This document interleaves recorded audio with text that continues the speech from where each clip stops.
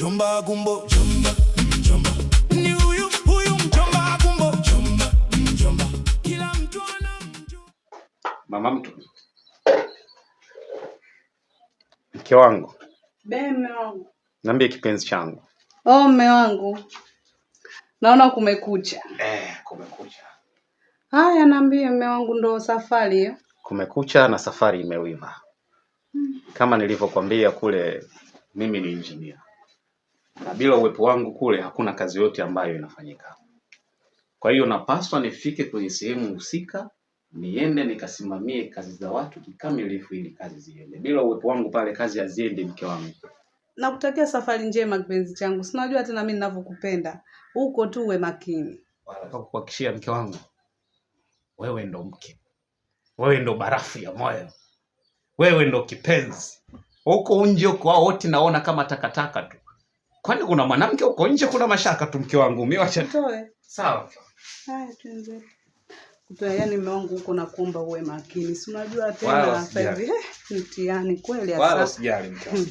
Wote wanacheka, moyo watu nafurahi. Ana heshima, ana upendo, kila siku anabariki safari. Marafiki wote wanamkubali kwa maneno yake ya utani. Akisema twende twende, kweli shangwe zinaanza mtani. Kiki mjomba. Ni huyu mjomba gumbo, mjomba. Kila mtu. Oh mama. Twende. Mbio. Asante.